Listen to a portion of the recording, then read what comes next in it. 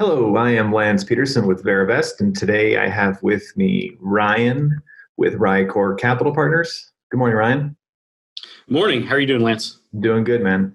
So, why don't you share a little bit with us about how you kind of ended up getting into commercial real estate and sort of the origin story of Rycore Capital? Yeah, no. Look forward to it. So I began my career right out of school in investment banking for Bank of America Securities, and worked for about 7 years for that firm in two groups: the leveraged finance group, where we were basically financing M&A leveraged buyout deals through bank financing and then syndicating that debt to other participating banks. So that's kind of where I cut my teeth as a financial analyst, learning modeling and underwriting and things like that. And then that was in the Dallas office. Then they moved me to Chicago, where I worked in structured finance. So we were basically securitizing just about any type of receivable you could think of, commercial mortgages, residential mortgages. Did a deal for DreamWorks doing film receivables. So basically packaging up those receivables, slicing them up into different tranches and selling them off to institutional investors. So I spent my time basically as a capital raiser, right? Raising money in various product types. And then towards the end of my tenure with B of A, I really started to get an interest in commercial real estate and investing. Started investing my own money into single family rental homes, built a small little portfolio, invested the money and then hold it, and then we would flip it. So from that experience, well, number one, I learned I don't want to. Being a residential owner is definitely very time consuming, and if you got a full time job, it's not really something to do. But the second thing I found is I really like investing capital and managing through all the things that change in a market. And so for the last 13 years, basically, I've been investing in commercial real estate through two firms, doing apartment and retail. And then a small developer in Dallas, we were doing medical real estate. So medical office, senior housing, assisted living, surgery centers, and whatnot. Mm-hmm. And then most recently, I was part of Wells Fargo Wealth and Investment Management, which is the wealth management arm for Wells Fargo Bank. Within that group, there is a real estate asset management group that manages about a $6 billion portfolio for clients. And it's primarily commercial and agricultural. So my role was really a ground floor opportunity to build out an investment platform where we were taking client capital and deploying it into income producing real estate. So I oversaw five states of capital in the Southwest region and built out a small team. And we went out and built a $300 million portfolio of income producing assets, about 18, 19 deals. We were generalists. So we were doing office, industrial, retail, medical, did some multifamily. So it really had a very diverse portfolio. And so what I found through that whole experience is I felt the middle market space there was a lot of opportunity in the sense that it was very fragmented. And if you can institutionalize your process, and manage high net worth money, I feel like you have a competitive advantage to compete against other buyers in that framework. So in 2019, I decided, okay, I'm going to try to replicate what I did at Wells Fargo, but have it be more entrepreneurial, because as you can imagine, working for a bank, there's a lot of red tape and things you can and can't do. So formed Rycore Capital in 2019, and we're a value add operator. We focus on office, industrial, medical. Really look for, I know we'll probably get into this later, but just look for value add deals that where we feel like we can come in and be an active manager and drive returns for clients. And so that's where we are today. Yeah, no, that's great. Yeah, it's nice to kind of have that, doing it inside of a large firm like that, kind of learn the ropes and and then kind of be able to go out and put your touches on it. So yeah, that's a great story. So when it does come to, your deal pipeline, I mean, are you using the same, like the way that you, find your deals? Is it kind of using the same sort of platform and the things that you did at Wells Fargo, or do you have kind of a new source of, how do you find these transactions, and how far do you, is it just in Texas, or does it go, across the country? So what, right. does that work? I really leveraged what we did at Wells Fargo. So it was a national platform. So we invested nationwide. Primarily, though, my focus was Southeast, Southwest U.S. Mm-hmm. So it's first leveraging the contacts I have in those various markets.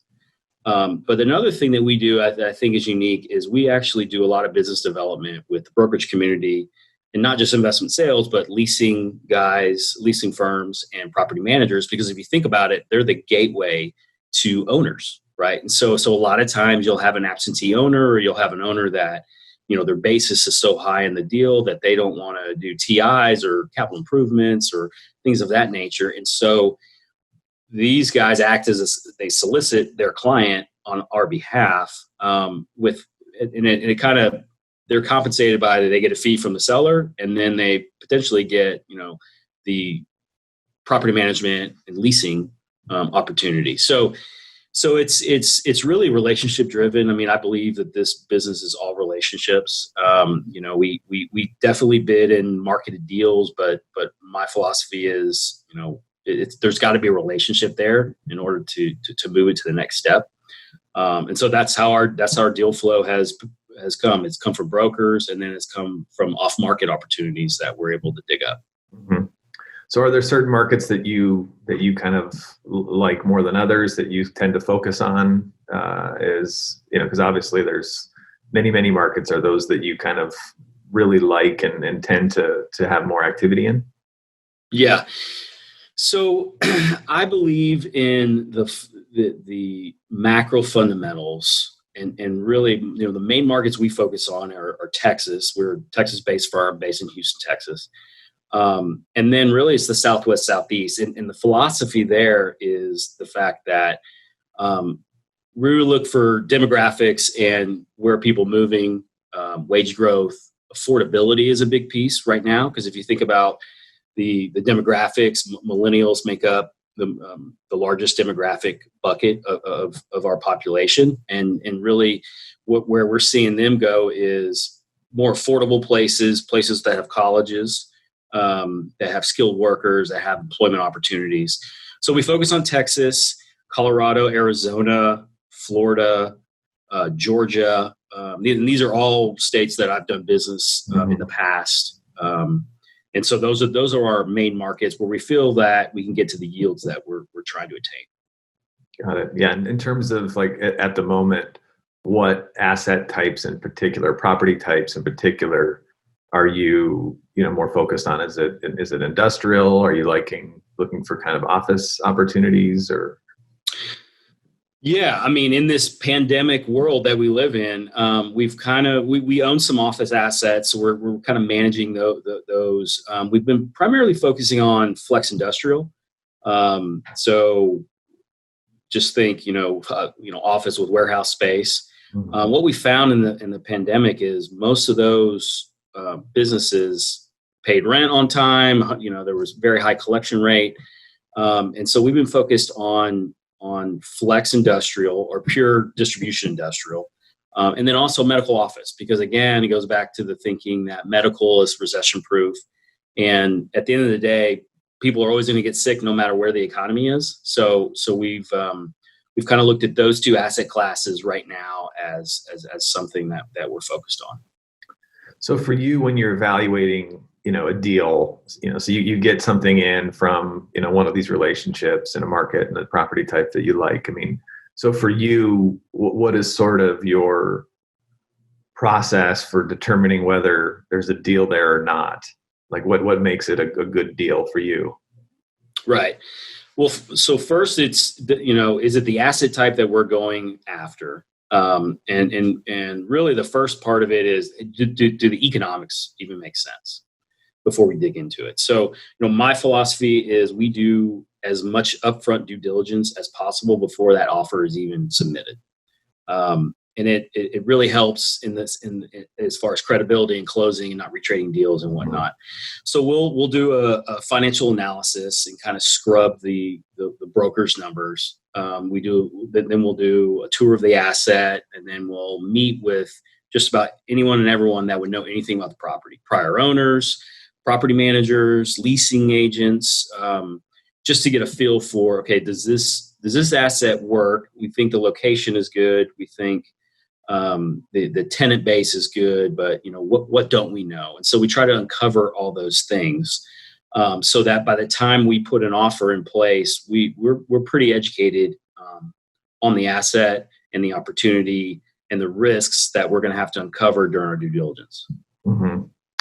And when you guys get a hold of an asset, I mean, what are your what are the things that you're generally doing to sort of drive value? So as a value add operator, is it a lot of just mismanagement and reducing expenses, or is it making improvements to the asset, or all the above? Or are there certain strategies that you like that more than others to drive value?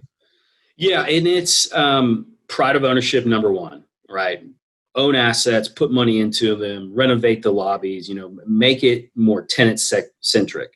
Number two is focusing on tenant relations. I feel like a lot of firms just view this as they own real estate and people pay them rent, but they don't really know there's a human element to it, that you're going to retain more tenants the more interaction you have. So we'll do events. We'll have food trucks. The Houston Rodeo is a big deal here in Houston, so we'll get tickets for that, give to tenants, things like that.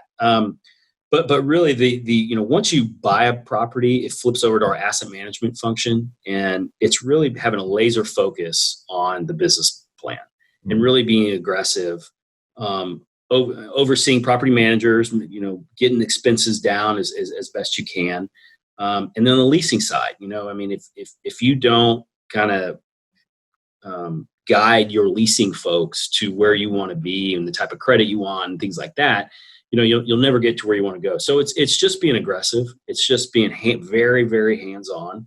And that's why we like these assets that are maybe mismanaged or absentee owner, because we feel like we can jump in as a local operator and really hit the ground running. Mm-hmm. So that's great. So I mean, in terms of sort of the next 12, 18 months, where do you see taking Rycore Capital? I mean, it's the sort of your it's going to be turbulent times. So like for you, what is your sort of if you had the crystal ball, where are we headed? So where are those sort of pockets of opportunity that you're really looking at? It's been an interesting year. If you would have asked me in December or January, where I thought we'd be, I never would have thought, the country would shut down and whatnot. So, but we are seeing opportunities. We actually just went under contract on 2 deals. We're chasing another deal, and it's in the medical and flex type asset. So our goal is to close, 2 to 3 deals this year.